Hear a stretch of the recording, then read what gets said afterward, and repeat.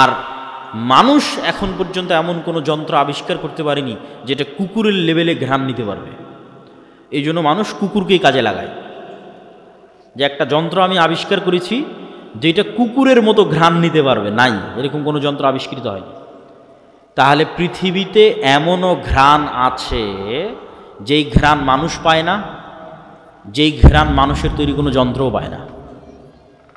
এখন এখানে যদি মিসকে আম্বরের মতো সুগন্ধি থাকে, ধরেন কথার কথা ফেরেশতারা এসেছে, ফেরেশতাদের গায়ে মিসকে আম্বরের মতো সুগন্ধি আছে, ওই সুগন্ধি আমি পাচ্ছি না, কথা কি আমার বুঝতে পারছেন? তো আমি যে ওই সুগন্ধি পাচ্ছি না তার মানে সুগন্ধি নাই, এটা কি ঠিক? এটা ঠিক নয়। ঠিক তেমনি এমনও আওয়াজ আছে, কবরের আযাব কই, শুনতে তো পাই না। পাশ দিয়ে পিঁপড়া যাচ্ছে, শুনতে পান? শুনতে পাই না। এই রেকর্ডারও যদি ওই পিঁপড়ার কাছে লাগান তবুও ধরা যাবে না পিঁপড়ার আওয়াজ। তাহলে পিঁপড়ার হাঁটার আওয়াজ হয় না? মিথ্যা কথা। সাপের যাওয়ার আওয়াজ হয় না? মিথ্যা কথা। ওইটা যেই লেভেলের সূক্ষ্ম আওয়াজ, ওইটা আবার আল্লাহর আর এক সৃষ্টিজীব ধরতে পারে। যেমন হাতির মতো অন্য আরও কিছু প্রাণী আছে, আর আওয়াজ ধারণে খুবই সূক্ষ্ম, কয়েক লক্ষ কোটি কিলোমিটার দূরের আওয়াজ, সূক্ষ্ম থেকে, যাদের একজনের কাজ আর একজনের সাথে মিলবে না। আপনি একটা ঘরের মধ্যে একটা বাবুই পাখিকে ছেড়ে দেন, ও জানালাই খুঁজে পাবে না কোথায় জানালা, একবার দেওয়ালের সাথে বাড়ি খাবে, একবার ছাদের সাথে বাড়ি খাবে, অথচ আপনি দেখতে পাচ্ছেন এটা জানালা, ও জানালা খুঁজে পায় না। ওর দৃষ্টিশক্তি ওইভাবেই আল্লাহ সীমাবদ্ধ করে রেখেছে। তো ও যেমন জানালা খুঁজে পাচ্ছে না, ঠিক তেমন আপনি ফেরেশতা খুঁজে পাচ্ছেন না। ওই পর্যন্তই আপনার জ্ঞানের সীমা, দেখার সীমা, অনুভূতির সীমা।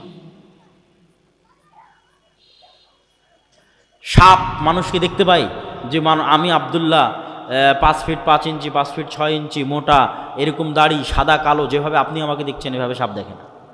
এভাবে দেখার ক্ষমতা আল্লাহ সাপকে দেয়নি। সাপ বুঝতে পারে তাপ, তাপ দিয়ে বুঝতে পারে যে মানুষ। কুকুরও ওইভাবে দেখতে পারে না, কুকুর মাত্র দুইটা জিনিস, দুইটা রং দেখতে পায়। তাহলে কুকুর কেমনে দেখবে যে আমি সাদা কালো, উঁচু লম্বা মোটা? দেখতে পায় না।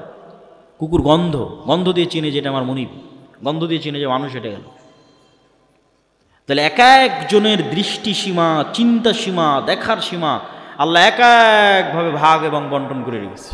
এক একজনকে এক এক জগতে সীমাবদ্ধ করে রেখে দিয়েছে। মাছকে পানির জগতে সীমাবদ্ধ করে রেখে দিয়েছে। ঠিক সেরকম ফেরেশতার জগৎ এই পৃথিবীতেই আছে, ফেরেশতারাই আছে পৃথিবীতে, কিন্তু আপনি দেখতে পাচ্ছেন না কেন? আপনার ওই দেখা এবং শোনার সীমাবদ্ধতা আল্লাহ তৈরি করে রেখেছে। সম্মানিত উপস্থিতি, তাহলে পৃথিবীতে এমনও আওয়াজ আছে যা মানুষ শুনে না, মানুষের যন্ত্র শুনে না। এমনও গন্ধ আছে যা মানুষ নিতে পারে না, মানুষের যন্ত্র নিতে পারে না। ঠিক এমনও আলো আছে মানুষ দেখে না, মানুষের যন্ত্র দেখে না, আল্লাহর সৃষ্টি দেখে। রাসূলুল্লাহ সাল্লাল্লাহু আলাইহি ওয়াসাল্লাম বলেন, ইজা সামি'তুম সাইহাতাদ দীকাহ, যখন তোমরা মোরগের আওয়াজ শুনতে পাও তখন আল্লাহর কাছে কল্যাণ কামনা করো। ফা ইন্নাহা রাআতিল মালাইকা, ফেরেশতাদের যেই নূর, এই নূরের যে আলো, এই আলো মোরগ দেখতে পায়। বলেন আল্লাহু আকবার। তাহলে ফেরেশতা বিরাজমান, নূর বিরাজমান। মানুষের যন্ত্র দেখতে পায় না, মানুষ দেখতে পায় না, কিন্তু আল্লাহর এক সৃষ্টিজীব দেখতে পায়। রাসূল সাল্লাল্লাহু আলাইহি ওয়াসাল্লাম বলছেন, যখন তোমরা গাধার আওয়াজ শুনো, নুহাকাল হিমার, তখন ফাতাআউযু মিনাশ শাইতান, তখন তোমরা শয়তান থেকে পরিত্রাণ চাও। শয়তানের আলো আর এক ভিন্ন লেভেলের আলো, এটা আগুনের আলো, এটাও অদৃশ্য। মাইক্রোওয়েভ ওভেনের যে হিটিং, এইটা যেমন অদৃশ্য, ঠিক তেমন জিনের আলো, শয়তানের আলো অদৃশ্য, কিন্তু ওই আলো কুকুর দেখতে পায়, গাধা দেখতে পায়, মানুষ দেখতে পায় না। সম্মানিত উপস্থিতি, তাহলে আমি আপনি দেখতে পাই না মানে অস্তিত্ব নাই, এটা সম্পূর্ণ মিথ্যা কথা, সম্পূর্ণ ডাহা মিথ্যা কথা। যেগুলোর নিদর্শন, যেগুলোর আলামত আল্লাহ নিজে পৃথিবীতে দিয়ে রেখেছে। তাহলে আমরা কি বলছিলাম? ফেরেশতা আছে, ফেরেশতার আওয়াজ মানুষ শুনতে পারে, ফেরেশতাকে দেখতেও পারে। বনু ইসরাইলের 3 জন ব্যক্তি অন্ধ, কুষ্ঠ, টাক, আল্লাহ ফেরেশতা পাঠিয়েছে তাদের কাছে মানুষ হিসেবে পরীক্ষা নেওয়ার জন্য। রাসূল সাল্লাল্লাহু আলাইহি ওয়াসাল্লাম একদিন মসজিদে নববীতে বসে আছে, একজন অপরিচিত মানুষ আসলো, যে অপরিচিত মানুষের পোশাকে সফরের আলামত নাই, লা ইরা আসারুস সাফার, সফরের কোনো আলামত নাই, আর তাকে মদিনার কেউ চিনেও না। তো জিজ্ঞেস করছে, মাল ইসলাম, মাল ঈমান, মাল ইহসান, মাতাসাআহ, ঈমান কি, ইসলাম কি, কিয়ামত কখন হবে? জিজ্ঞেস করে উত্তর নিয়ে বিদায় নিয়ে চলে যাচ্ছে। রাসূল সাল্লাল্লাহু আলাইহি ওয়াসাল্লাম বললেন, জানো কে এসেছিল? জিবরাইল এসেছিল দিন শিখানোর জন্য। তাহলে সাহাবীদের ফেরেশতাদের উপর ঈমান কোথায়? সাহাবীদের ঈমান ফেরেশতাদের উপর কোথায়? এই মর্মে এবার আরও কয়েকটা হাদিস আপনাদের সামনে তুলে ধরব। জাবের রাদিয়াল্লাহু তাআলা আনহু বলছেন, সাদ বিন মুআজ আনসারী সাহাবী, আউস খাজরাজ গোত্রের প্রধান, খন্দকের যুদ্ধে আহত অবস্থায় শহীদ হয়েছে, ইয়াং বয়সে, 35, 38, 40 বছর বয়সে। রাসূল সাল্লাল্লাহু আলাইহি ওয়াসাল্লামের আশেপাশে যেগুলো ছিল সব ইয়াং। রাসূলুল্লাহ সাল্লাল্লাহু আলাইহি ওয়াসাল্লাম বললেন, ইহতাজ্জালাহু আরশুর রহমান, আল্লাহর আরশ কেঁপে উঠেছে সাদ বিন মুআজের মৃত্যুতে। ওয়া ফুতিহাত লাহু আবওয়াবুস সামা, আসমানের সব দরজা আজকে সাদ বিন মুআজের মৃত্যুতে খুলে দেওয়া হয়েছে। ওয়া শাহিদাহু সাবউনা আলফাম মিনাল মালাইকা, 70,000 ফেরেশতা আমাদের সাথে আজকের জানাজায় অংশগ্রহণ করেছে সাদ বিন মুআজের জানাজায়। বলেন আল্লাহু আকবার। তো আসমানের দরজা থাকতে পারে, এটা কঠিন তো কিছু নয়। আমরা তো আসমান থেকেই পৃথিবীতে এসেছি, জান্নাত থেকেই পৃথিবীতে এসেছি। আদি পিতা আদম আলাইহিস সালাতু ওয়াস সালাম তো আসমানেই ছিলেন, জান্নাতেই ছিলেন, এটা অস্বাভাবিক কিছু না। তো জান্নাত থেকে নামতে হলে তো কোনো না কোনো দরজা দিয়েই নেমেছে। সেই দরজা দিয়ে ঈসা আলাইহিস সালাতু ওয়াস সালাম উপরে উঠে গেছে, সেই দরজা দিয়ে মুহাম্মদ সাল্লাল্লাহু আলাইহি ওয়াসাল্লাম উপরে উঠে গেছে। ছিলামই তো আমরা জান্নাতে, আসমানে। সুতরাং এই যোগাযোগ কঠিন, অস্বাভাবিক কিছু নয়। আর ফেরেশতা নেমে 70,000 ফেরেশতা নেমে অংশগ্রহণ করলে ওটা অস্বাভাবিক। আল্লাহ কোরআনে আয়াতই শুরু করেছে সূরা বাকারাতে যে মানুষ সৃষ্টি শুরুই হচ্ছে ফেরেশতাদের সাথে কথোপকথন দিয়ে। আদম আলাইহিস সালাতু ওয়াস সালাম চোখ খুলেই দেখতেছে ফেরেশতাদের, তাহলে এটা অস্বাভাবিক নয়। ঈমান বিল গায়ব না থাকার কারণে মনে হচ্ছে অস্বাভাবিক, ঈমান বিল গায়বে ইয়াকিন না থাকার কারণে মনে হচ্ছে অস্বাভাবিক। জাবের রাদিয়াল্লাহু তাআলা আনহু বলছেন, লাম্মা কুতিলা আবি, আমার পিতা যখন মারা গেল, অনেক মেয়ে রেখে, ঋণ রেখে,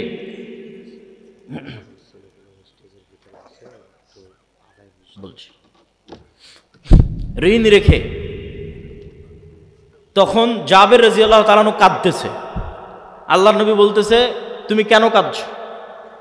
মা জালাতিল মালাইকাতু তুজিল্লু বিআজনিহাতিহা, আরে তুমি কাঁদছো কেন? তোমার বাপের লাশকে ফেরেশতারা এখনো ছায়া দিয়ে রেখেছে, এখনো ফেরেশতারা তোমার বাপের লাশকে ছায়া দিয়ে রেখেছে, তুমি কেন কাঁদছো? আয়েশা রাদিয়াল্লাহু তাআলা আনহা বলছেন, সাদ বিন মুআজের জানাজা উঠানো যায় না, এত ভারী। যুবক মানুষ, ওই যুগে তার এত বিরিয়ানি, এত পোলাও, এত বার্গার, পিৎজা ছিল না যে খেয়ে মোটা হয়ে যাবে, ওজন ভারী হবে। হালকা পাতলা, মুজাহিদ মানেই হালকা পাতলা, অথচ লাশ উঠানো যায় না, এত ভারী। তো মানুষজন কথোপকথন শুরু করলো, কেন উঠানো যায় না? আল্লাহর নবী বললেন, সাদ বিন মুআজের জানাজার সাথে, সাদ বিন মুআজের এই লাশের সাথে এত বেশি পরিমাণে ফেরেশতা লেগে আছে যে এই লাশ ভারী হয়ে গেছে, উঠানো যাচ্ছে না, এত বেশি পরিমাণে ফেরেশতা লেগে আছে। খন্দকের যুদ্ধের ঘটনা, রাসূল সাল্লাল্লাহু আলাইহি ওয়াসাল্লাম খন্দকের যুদ্ধ থেকে ফিরে অস্ত্র রেখে দিয়েছেন, গোসল করতে চলে গেছেন। জিবরাইল উপস্থিত হয়ে রাসূল সাল্লাল্লাহু আলাইহি ওয়াসাল্লামকে বলতেছে, আপনি অস্ত্র রেখেছেন? মা ওয়াজা'না সিলাহ, ফেরেশতারা এখনো অস্ত্র রাখেনি। ফেরেশতারা কেন অস্ত্র রাখেনি? বানু কুরাইজা, বানু কায়নুকা, বানু নজির, 3টে ইহুদি গোত্র গাদ্দারি করেছে, এদের শাস্তি দিতে হবে। আল্লাহর নবী সাহাবীদের বললেন, ফেরেশতারা অস্ত্র রাখেনি। জিবরাইল এসে বলতেছে, চলো, যুদ্ধ এখনো শেষ হয়নি, যুদ্ধ করতে হবে। সব সাহাবী মিলে অস্ত্র উঠিয়ে আবার যুদ্ধের জন্য এগিয়ে গেলেন। এই পর্যন্ত আয়েশা রাদিয়াল্লাহু তাআলা আনহার বর্ণনা। এবার আনাস রাদিয়াল্লাহু তাআলা বলছেন, কাআন্নী আনজুরু ইলাল গুবারি সাতিআন ফি যুকাকি বানি গানাম, বলছেন সাহাবীরা সহ আল্লাহর নবী সহ যখন আমরা বের হচ্ছি ইহুদি গোত্রগুলোর দিকে এগিয়ে যাওয়ার জন্য, তখন আমাদের সামনে দেখছি ধুলায় অন্ধকার, ঠিক যেমন 500-1000 মোটরসাইকেলের শোডাউন দিলে গ্রামের রাস্তায় ধুলা উঠতে থাকে, পিছনের গাড়িতে করে যদি আপনি থাকেন দেখবেন যে ধুলায় অন্ধকার হয়ে গেছে রাস্তা। তাহলে আমরা যাচ্ছি তো সামনে ধুলায় অন্ধকার, কিসের ধুলা? আনাস রাদিয়াল্লাহু তাআলা আনহু বলছেন আমাদের আগে আগে জিবরাইলের ঘোড়সওয়ার বাহিনী যাচ্ছে। আল্লাহু আকবার। জিবরাইলের ঘোড়সওয়ার বাহিনীর পায়ের আঘাতে ধুলা তৈরি হয়েছে। সাদ বিন আবি ওয়াক্কাস রাদিয়াল্লাহু তাআলা আনহু থেকে বর্ণিত, তিনি বলেন রাআইতু ইয়াওমা উহুদিন আন ইয়ামিনি ওয়া আন ইয়াসারি, উহুদের যুদ্ধের দিন আমার ডানে এবং আমার বামে দুইজন ব্যক্তি, রজুলাইনা আলাইহিমা সিয়াবুন বীজুন, দুইজন ব্যক্তি সাদা পোশাকধারী, মা রাআইতুহুমা ক্বাবলু আলা বাদ, যাদেরকে আমি অতীতে কোনোদিন দেখিনি, পরে কোনোদিন দেখিনি। এই দুইজন সাদা পোশাকধারী ব্যক্তি আশাদ্দাল কিতাল, বীর বিক্রমে যুদ্ধ করতেছে, সীমাহীন ভয়ঙ্কর যুদ্ধ করতেছে। রাসূল সাল্লাল্লাহু আলাইহি ওয়াসাল্লামকে এসে যখন শোনালাম, আল্লাহর নবী বললেন এরা দুইজন হচ্ছে জিবরাইল আর মিকাইল। আল্লাহু আকবার। জিবরাইল মিকাইল যুদ্ধে অংশগ্রহণ করেছে রাসূল সাল্লাল্লাহু আলাইহি ওয়াসাল্লামের পক্ষে। বর্ণনা দিচ্ছেন সাদ বিন আবি ওয়াক্কাস। একজন সাহাবী এক যুদ্ধে এক মুশরিকের পিছনে ধাওয়া করতেছে, তো আকাশ থেকে আওয়াজ আসতেছে আকদিম ইয়া হাইজুম, হে হাইজুম তুমি এগিয়ে চলো। আওয়াজ আসা মাত্রই এই সাহাবী ওই মুশরিকের উপর আক্রমণ করার আগেই মুশরিক উল্টে পড়ে আছে এবং ক্ষত স্থান থেকে রক্ত বের হচ্ছে, আহত স্থান থেকে রক্ত বের হচ্ছে। সাহাবী রাসূল সাল্লাল্লাহু আলাইহি ওয়াসাল্লামকে এসে ঘটনা শোনালে আল্লাহর নবী বললেন জালিকা মিন মাদাদিস সামাইস সালিসা, এটা ছিল তৃতীয় আসমান থেকে আসা ফেরেশতার আক্রমণ। উহুদের যুদ্ধের দিন হানজালা রাদিয়াল্লাহু তাআলা আনহু শহীদ হয়েছে। তার স্ত্রীর মারফতে জানা যাচ্ছে যে তিনি ফরজ গোসল অবস্থায় বাসর ঘর থেকে বের হয়ে গেছেন জিহাদের ডাক শুনে। সাহাবীরা আল্লাহর নবীকে বললেন হানজালাকে গোসল দিতে হবে। রাসূল সাল্লাল্লাহু আলাইহি ওয়াসাল্লাম বলেন ইন্না সাহিবাকুম তুগাসসিলুহুল মালায়েকা, তোমরা আর হানজালাকে কি গোসল দিবা? ফেরেশতারা ইতিমধ্যে গোসল দিয়ে ফেলেছে। তাহলে এবার আপনি শুধু চিন্তা করবেন সাহাবীদের ঈমান ফেরেশতার অস্তিত্বের উপর, আর আমার আর আপনার ঈমান ফেরেশতার অস্তিত্বের উপর। ঈমান বিল গায়বে ইয়াকিন, যেটা আমাদের বক্তব্যের মূল বিষয়বস্তু, যার এক পয়েন্টে আমরা আছি ঈমান বিল মালায়েকা, ফেরেশতার উপর ইয়াকিন, ফেরেশতার অস্তিত্বের উপর ইয়াকিন। তো এগুলো কি শুধু হাদিসে এসেছে? না। আচ্ছা, এগুলো কি শুধু হাদিসে এসেছে? না, স্বয়ং আল্লাহ সুবহানাহু ওয়া তাআলা কোরআন মাজিদে বলতেছে। আল্লাহ সুবহানাহু ওয়া তাআলা কোরআন মাজিদে মুসলমানদের বিভিন্ন যুদ্ধে ফেরেশতা অবতীর্ণ করার কথা 5-6 আয়াতে বলেছে। ইস্তাস্তাগীসুনা রাব্বাকুম ফাস্তাজাবা লাকুম আন্নী মুমিদ্দুকুম বিআলফিম মিনাল মালাইকাতি মুরদিফিন, তোমরা আল্লাহর কাছে বিপদে পড়ে সাহায্য চেয়েছিলে, আমি আল্লাহ আসমান থেকে তোমাদের পক্ষে 1000 ফেরেশতা অবতীর্ণ করেছি। আর এক আয়াতে আল্লাহ সুবহানাহু ওয়া তাআলা বলছেন ইস্তাকুলু লিল মুমিনিনা আলাই ইয়াকফিয়াকুম আন ইউমিদ্দাকুম রাব্বুকুম বিসালাসাতি আলাফিম মিনাল মালাইকা, তোমাদের জন্য কি যথেষ্ট নয় যে আল্লাহ আসমান থেকে 3000 ফেরেশতা অবতীর্ণ করেছে? যদি প্রয়োজন হয় আল্লাহ 5000 ফেরেশতা আসমান থেকে অবতীর্ণ করবেন। সম্মানিত উপস্থিতি, তাহলে ফেরেশতারা আল্লাহর নবীর পক্ষ হয়ে যুদ্ধে অংশগ্রহণ করেছে, আর সেই ফেরেশতাদের সাহাবীরা দেখেছে, সেই ফেরেশতাদের অস্তিত্বের প্রভাব সাহাবীরা দেখেছে। আবু সাঈদ খুদরি রাদিয়াল্লাহু তাআলা আনহু থেকে বর্ণিত, তিনি বলেন উসাইদ বিন হুযাইর নামে এক সাহাবী তার কৃষি কাজের জায়গায় রাতের বেলা কোরআন তেলাওয়াত শুরু করেছে, কোরআন নূর, কোরআন তেলাওয়াত শুরু করেছে। তো তার ঘোড়া লাফালাফি করতেছে কোরআন তেলাওয়াত শুনে, উনি কোরআন তেলাওয়াত থামিয়ে দিয়েছেন, আবার শুরু করলেন, আবার ঘোড়া লাফালাফি করলো। 3 বার এরকম হওয়ার পর আর কোরআন তেলাওয়াতই করলেন না। আল্লাহর নবীকে এসে ঘটনা শোনালে আল্লাহর নবী বললেন তিলকাল মালাইকাতু দানাত লি সাউতিক, উসাইদ তোমার কোরআন তেলাওয়াতের আওয়াজে আল্লাহর ফেরেশতারা সব ওখানে নিকটবর্তী হয়ে গেছিল, যেই ফেরেশতাদের দেখে ঘোড়া লাফালাফি করতেছে। তুমি যদি সকাল পর্যন্ত তেলাওয়াত অব্যাহত রাখতে, মানুষেরও ফেরেশতাকে দেখে নিত। মানুষের ফেরেশতাকে দেখা অস্বাভাবিক কিছু নয়, যেটা আমরা শুরুতেই 2টা দলিল দিয়ে নিয়েছি যে মানুষ ফেরেশতাকে দেখতে পারে। সম্মানিত উপস্থিতি, তাহলে ফেরেশতারা অস্তিত্বশীল, ফেরেশতারা বিরাজমান, এবং কিয়ামতের পূর্ব মুহূর্তেও মানুষ ফেরেশতা দেখবে। মানুষের যদি ঈমান বিল গায়ব নাও থাকে তবুও দেখবে ঈসা আলাইহিস সালাতু ওয়াস সালাম যখন নেমে আসবে তখন 2 ফেরেশতার কাঁধে নেমে আসবে। দাজ্জাল যখন মক্কা এবং মদিনায় প্রবেশ করবে তখন ফেরেশতারা উন্মুক্ত তরবারি হাতে থাকবে। তো এই আলোচনা থেকে আমাদের শিক্ষা কি? এই আলোচনা থেকে আমাদের শিক্ষা হচ্ছে যে পৃথিবীতে মানুষ 2 ধরনের, হয় শয়তানের গোলাম, শয়তানের বন্ধু, আর না হলে আল্লাহর গোলাম, আল্লাহর ফেরেশতার বন্ধু। এখন আপনি নিজেকে খুঁজে নিতে পারেন যে আপনি কোন কাতারে, আপনি শয়তানের গোলাম, শয়তানের বন্ধু, না আল্লাহর গোলাম, ফেরেশতার বন্ধু। দেখেন রাসূল সাল্লাল্লাহু আলাইহি পরীক্ষা যে আপনি শয়তানের সাথে না ফেরেশতার সাথে। রাসূল সাল্লাল্লাহু আলাইহি ওয়াসাল্লাম বলছেন যে জিবরাইল আমাকে মেসওয়াক করতে বলছে, তো মেসওয়াক করতে করতে আমার দাঁতের মাড়ির গোস্ত পর্যন্ত ছিলে গেছে। কেন মেসওয়াক করতে বলছে? আমার মুখের গন্ধে জিবরাইলের কষ্ট হয়। তো আল্লাহর নবীর পবিত্র মুখের গন্ধে জিবরাইলের কষ্ট হয়, তাই বারবার মেসওয়াক করতে বলছে। আর আপনার আটমূল শিবগঞ্জের যে মানুষ রাত দিন বিড়ি সিগারেট খাচ্ছে, ওর কাছে ফেরেশতা আছে না শয়তান আছে? একটু জোরে বলেন, কে আছে? শয়তান আছে। সে শয়তানের বন্ধু, সে শয়তানের গোলাম। মনে করেন আটমূলের একটা বাড়ি, যে বাড়িতে ঢুকতে সালাম দেওয়া হয়, খাওয়ার শুরুতে বিসমিল্লাহ বলা হয়, টয়লেট বাথরুমে গেলে সেই টয়লেট বাথরুমের দোয়া পড়া হয়, 5 ওয়াক্ত সালাতে উজু করা হয়, সালাত আদায় করা হয়, বাড়িতে কোরআন তেলাওয়াত করা হয়, তাহলে ওই বাড়িতে কারা আছে? ফেরেশতারা আছে।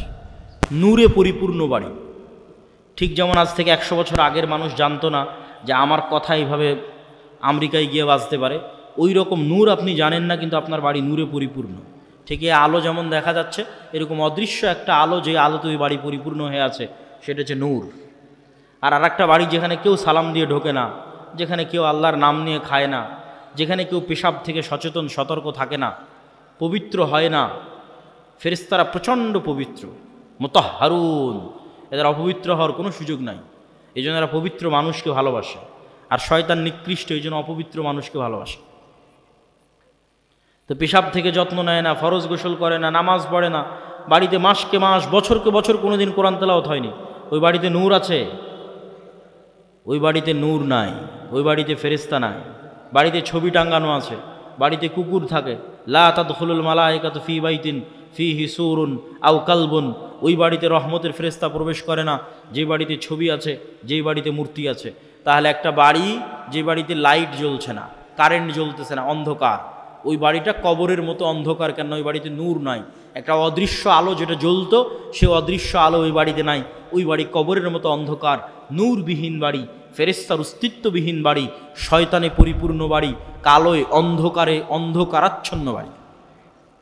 আমি আপনাকে কোনো ফাজাইল আমলও শোনাচ্ছি না, আমি আপনাকে কোনো হুকুম আহকাম ফতোয়াও শোনাচ্ছি না, আমি আপনাকে এই পৃথিবীর রিয়ালিটি বলতেছি যে পৃথিবীতে আসলে চলতেছে কি।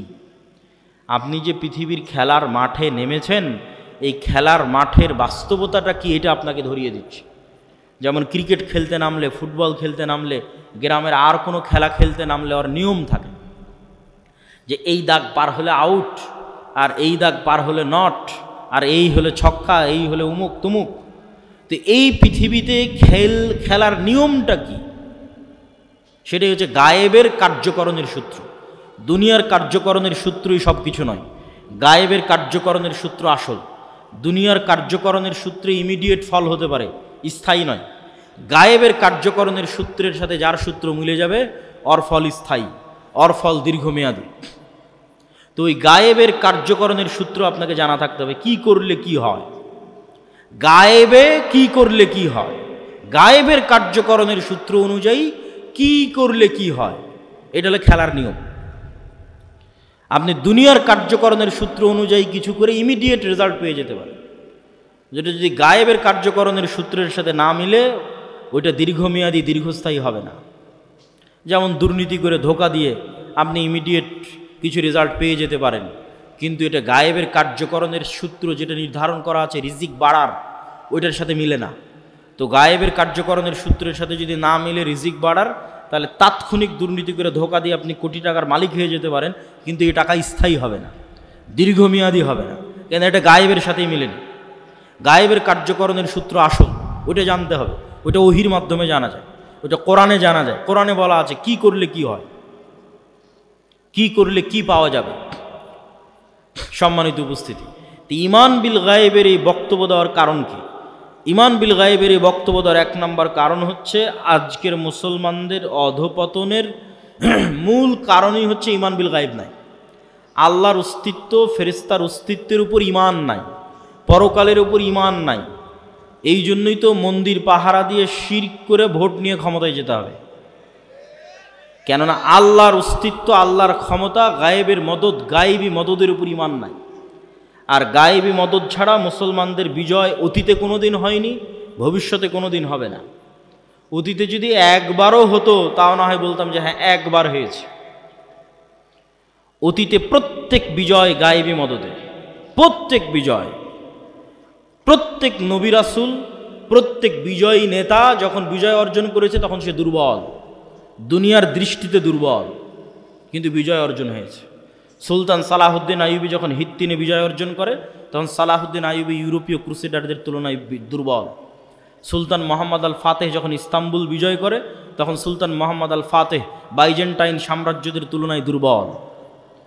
যখন সুলতান জহিরুদ্দিন আল বেরবাস হালাকুখা চেঙ্গিস খাঁকে পরাজিত করে তখন পুরো দুনিয়াতে হালাকুখা চেঙ্গিস খাঁকে পরাজিত করতে পারবে এরকম কোনো শক্তি, এরকম কোনো সাহস পৃথিবীতে ছিল না। তাহলে কত দুর্বল জহিরুদ্দিন আল বেরবাস।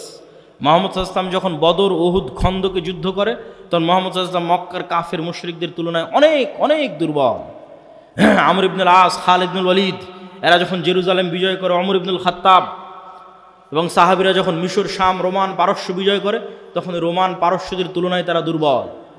ইউশা বিন নুন যখন জেরুজালেম বিজয় করে তখন ইউশা বিন নুন, জেরুজালেমের আমালেকা গোত্র কি ভয়ঙ্কর, কোরআনে আল্লাহ সুবহানাহু ওয়া তাআলা সেই ঘটনা তুলে ধরেছে। আল্লাহ যখন মুসা আলাইহিস সালামকে বললেন যে যাও তোমার কওম নিয়ে যুদ্ধ করো, তখন মুসা আলাইহিস সালামের কওম কি বলল? ইযহাব আনতা ওয়া রাব্বুকা ফাকাতিলা। কেন আমালেকা গোত্র বিশাল দেহি, ভয়ঙ্কর শক্তিশালী, কেউ সাহস করেনি এদের সাথে যুদ্ধ করে বিজয় অর্জন সম্ভব। মুসা তুমি আর তোমার আল্লাহ গিয়ে যুদ্ধ করো। কিন্তু দুইজন ব্যক্তি যাদের ঈমান বিল গায়বে ইয়াকিন ছিল তারা বলল যে আমরা যুদ্ধ করব, তাতে জয় হোক আর পরাজয় হোক। এদের ঈমান বিল গায়বে ইয়াকিন ছিল। এই দুইজনের একজন ইউশা বিন নুন। আল্লাহ 40 বছর শাস্তি দেওয়ার পর, উদ্ভ্রান্ত পাগলের মতো সিনাই মরুভূমিতে ঘুরে বেড়ানোর পর মুসা আলাইহিস সালাম যখন মারা গেলেন, ইউশা বিন নুন নবী হলেন। তখন ইউশা বিন নুন এবার বানু ইসরাইলকে নিয়ে তওবা করে জেরুজালেম বিজয় করতে যাচ্ছে ওই আমালেকা গোত্রের বিরুদ্ধেই, যাদের কাছে এরা একদম দুর্বল। তো শুক্রবারের দিন বিকেলবেলা ইউশা বিন নুন আল্লাহর কাছে দোয়া করতেছে, আল্লাহ সন্ধ্যা হয়ে গেলে যুদ্ধ বন্ধ করতে হবে, কেন শনিবার ইহুদি ধর্ম অনুযায়ী পবিত্র দিন, আপনি সূর্যকে থামিয়ে দিন, আমরা যুদ্ধে বিজয় অর্জন করি। আল্লাহ পৃথিবীর ইতিহাসে একবারের জন্য, শুধু একবারের জন্য সূর্যকে থামিয়ে দিলেন। কিছু মুফাসসির বলেছেন কয়েক দিনের জন্য থামানো ছিল, কিছু মুফাসসির বলেছেন কয়েক ঘন্টার জন্য থামানো ছিল। সূর্য আটকে থেমে থেকে গেল। গায়েবী মদদে ইউশা বিন নুন বিজয় দিল, বিজয় অর্জন করল। মুসলমানদের বিজয় অতীতে কোনোদিন গায়েবী মদদ ছাড়া হয়নি, আগামী কিয়ামত পর্যন্ত কোনোদিন গায়েবী মদদ ছাড়া হবে না। এই জন্য গায়েবী মদদে বিশ্বাস লাগবে, ঈমান বিল গায়েবে ইয়াকিন লাগবে। আর ঈমান বিল গায়েবে ইয়াকিন না থাকার জন্য মুসলমান মুনাফিকে পরিণত হয়ে গেছে। আজকের মুসলমানেরা মুনাফিক অধিকাংশ। লাম্মা ইয়াদখুলুল ঈমানু ফি কুলুবিহিম, তাদের কালবে ঈমান প্রবেশ করে। কেন লা ঈমান আল ঈমান লা আমানাতা লাহু, এক কালবে ঈমানের নূর আর মিথ্যার অন্ধকার একসাথে থাকতে পারে না। অথচ গত 16 বছর কত ওসি, ডিসি, এসপি, মন্ত্রী, মিনিস্টার, আজকে এখনো কত সাব রেজিস্ট্রার ইসিল্যান্ড লক্ষ লক্ষ টাকা দিয়ে ওমরা করে আসতেছে, কত জালসা মসজিদ মাদ্রাসার কমিটির মেম্বার, অথচ ওর পদে যখন বসে তখন ঘুষখোর। তাহলে লাম্মা ইয়াদখুলুল ঈমানু ফি কুলুবিহিম, অন্তরে ঈমান প্রবেশ করেন, ঈমান বিল গায়েব নাই, বাহ্যিক ইসলাম নিয়ে মানুষকে ধোঁকা দিচ্ছে। অথচ আবু সুফিয়ান কোনোদিন মিথ্যা বলেনি, মুহাম্মদ সাল্লাল্লাহু আলাইহি ওয়াসাল্লামের বিরুদ্ধে মিথ্যা বলেনি। আবু তালেব কাফের হতে পারে, আবু লাহাব কাফের হতে পারে, মিথ্যুক, দুর্নীতিবাজ, ধোঁকাবাজ নয়। এই জন্য আবু তালেব নিজে ইসলাম গ্রহণ না করলেও আবু তালেবের ছেলে আলী যখন ইসলাম গ্রহণ করেছে তখন মহানেতা। কেন নেতাই তৈরি হয় সত্যবাদিতা, আমানতদারিতা, ন্যায়পরায়ণতার উপর। আর মুসলমানদের মধ্যে নেতা তৈরি হওয়া বন্ধ হয়ে গেছে। কেন মুসলমানেরা সত্যবাদী, আমানতদার থাকতেই পারছে না, নেতা কিভাবে তৈরি হবে? আর এই নেতা যেন আর কোনোদিন তৈরি না হতে পারে, এই জন্য দুইটা পদ্ধতি মুসলমানদের উপর চাপিয়ে দেওয়া আছে। একটা হচ্ছে গণতন্ত্রের কালচার, আর একটা হচ্ছে সুদী অর্থনীতি। গণতন্ত্র এমন এক কালচার যেখানে এক দল আর এক দলের বিরুদ্ধে মিথ্যা তো বলবেই। এই শিবগঞ্জ আসনে এরকম যত আসন আছে, একই আসনের 6-7 জন 10 জন মনোনয়ন প্রার্থী একজন আরেকজনের বিরুদ্ধে মিথ্যা বলতেছে। তাহলে নেতৃত্বই তৈরি হবে না সত্যবাদিতা আমানতদারিতা ছাড়া। আর এখানে গণতন্ত্রের নেতৃত্ব শুরুই হচ্ছে কি দিয়ে বলেন তো? মিথ্যা এবং দুর্নীতি দিয়ে। তাহলে যেই নেতার নেতৃত্বই শুরু হচ্ছে মিথ্যা এবং দুর্নীতি দিয়ে, ওই নেতা যখন ক্ষমতায় যাবে ওকে টাকা ছিটালে আমেরিকার, ইউরোপের আর ভারতের কিনে নেওয়া 1 সেকেন্ডের ব্যাপার। কেননা ও জন্মগত মিথ্যুক, জন্মগত দুর্নীতিবাজ। এই জন্যই গণতন্ত্র টিকিয়ে রাখা আছে, যেন সৎ নেতার জন্মই না হতে পারে। এমন নেতা আসুক যাকে আমি কিনে নিতে পারব। আর মুসলমানদের মধ্যে এই স্বভাব আগে ছিল না। এই স্বভাব হচ্ছে ইউরোপীয় উপনিবেশ থেকে তৈরি হয়েছে। 150-200 বছরের ব্রিটিশ শাসনের গোলামি করার কারণে তৈরি হয়েছে। এবং যেখানে ইউরোপীয় উপনিবেশ যত কঠিন, ওখানে মুসলমানদের মিথ্যা, দুর্নীতি, ধোঁকার প্রবণতা তত বেশি। যেখানে ইউরোপীয় উপনিবেশ যত কঠিন, ওখানে মুসলমানদের মিথ্যা, ধোঁকা, দুর্নীতির প্রবণতা তত বেশি। আপনি পরীক্ষা করে দেখতে পারেন। বিস্তারিত আজকে এই বক্তব্যে বলতেছি না, আমার অন্য বক্তব্যে বিস্তারিত বলা আছে। কিন্তু এইখান থেকে আপনাকে শিখতে হবে যে নেতৃত্বের বিকাশই হয়, তৈরি হয় সত্যবাদিতা, আমানতদারিতে, ন্যায়পরায়ণতার উপরে। ঈমান বিল গায়েব অন্তরে থাকলে, পরিপূর্ণরূপে ঢুকে গেলে ওইটা অটোমেটিক আসবে। এই জন্য আমাদের এমন একটা প্রজন্ম দরকার যেই প্রজন্ম ঈমান বিল গায়েবে ইয়াকিন রাখে। আমাদের এমন একটা প্রজন্ম দরকার যেই প্রজন্ম সত্যবাদিতা, আমানতদারিতা, ন্যায়পরায়ণতায় চুল পরিমাণ ছাড় দেয় না, বিক্রি হয় না। এরকম একটা প্রজন্ম দরকার যারা নিজ দিনের উপর কট্টর, যারা নিজ দিনের উপর কঠোর। আপনি ভারতের হিন্দু ধর্ম নিয়ে ট্রল করতে পারেন, মজাক করতে পারেন, ঠাট্টা করতে পারেন, কিন্তু তাদের ধর্ম যত ভ্রান্তই হোক, তারা তাদের দিনের উপর কঠোর থেকে একটা সেকুলার রাষ্ট্রকে হিন্দু রাষ্ট্র বানিয়ে দিয়েছে। আর আপনার নবীর দিন বিশুদ্ধ হওয়ার পরেও, 47-এ দিনের নামে রাষ্ট্র তৈরি করার পরেও, 71 এবং 24-এ হাজার হাজার মুসলমান রক্ত দেওয়ার পরেও এখনও আপনি মুখ খুলে বলতে পারেন না যে না, আমার দিনই ঠিক, আমার দিনই রাষ্ট্রে বাস্তবায়ন করতে হবে, সেকুলারিজম নয়। এটা মুখ খুলে বলতে পারেন না। কেন মুখ খুলে বলতে পারেন না? এটাই গোলামি, এটাই হচ্ছে গোলামি। এই গোলামির জিঞ্জির যতক্ষণ না ভাঙবে, ইবনে খালদুন বলেছেন রাষ্ট্র তৈরি হয় আসাবিয়া দিয়ে। যেই দিন মুসলমানেরা বলবে যে আমার দিনই ঠিক, আমার দিনই রাষ্ট্রের প্রতিষ্ঠিত হতে হবে, আল্লাহর নবীর সুন্নাতে ব্যক্তিগত, পারিবারিক, সামাজিক জীবনে কোথাও ছাড় দেবে না, সেই দিন স্বাধীন। এটাই স্বাধীনতা, এটাই গোলামির জিঞ্জির থেকে মুক্তি। আর আরেকটা কি বলেছিলাম? মিথ্যার কালচার তৈরি করা, সুদ। আজকে যত মা বোন উপস্থিত আছে তাদের মধ্যে যতজন কিস্তিতে টাকা নিয়েছে, যতজন কিস্তিতে লোন নিয়েছে, তাদের মধ্যে শতকরা কতজন সত্য বলে? যতজন কিস্তিতে টাকা নিয়েছে তাদের মধ্যে শতকরা কতজন সত্য বলতে পারে? এবার আমি না, চলেন আল্লাহর নবী কি বলছে যে কয়জন সত্য বলতে পারে।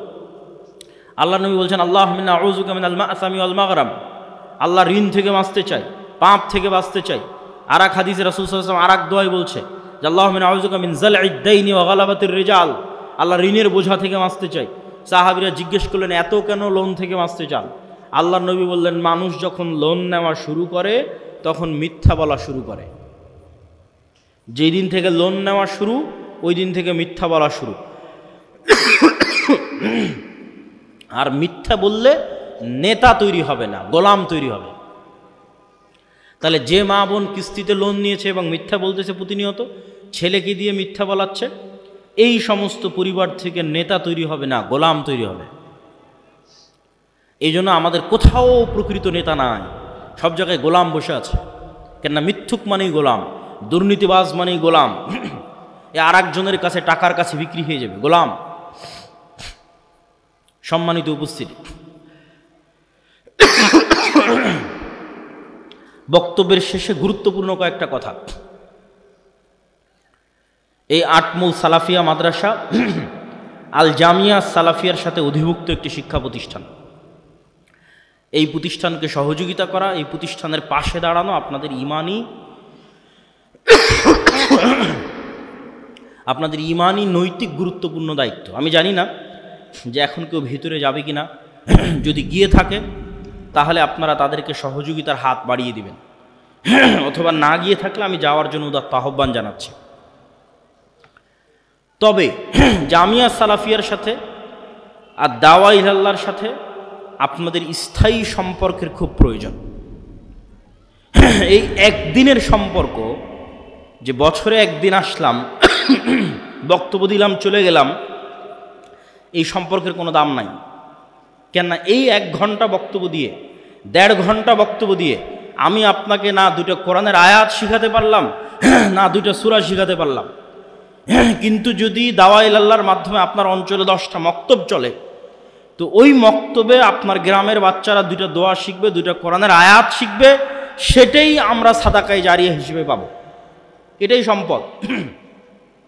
এখন পর্যন্ত প্রায় 7 শতাধিক মক্তব আর দাওয়া ইলাল্লাহর মাধ্যমে ট্রেনিং প্রাপ্ত শিক্ষক দিয়ে চলতেছে, যাদের ট্রেনিংয়ে কোনো টাকা পয়সা, যাতায়াত খরচ, থাকা খাওয়া সব দাওয়া ইলাল্লাহ জামিয়া সালাফিয়া।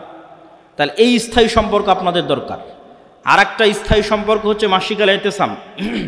প্রতি মাসে আমি নিজে মাসিক আল ইতিসামে 3টা লেখা লিখি, সম্পাদকীয় লিখি, একটা মিন্নাতুল বাড়ি লিখি, একটা স্বাভাবিক প্রবন্ধ লিখি। তো প্রতি মাসে আপনার কাছে মাসিক আল ইতিসাম যাওয়া মানে প্রতি মাসে আমার কথা আপনার কাছে যাচ্ছে।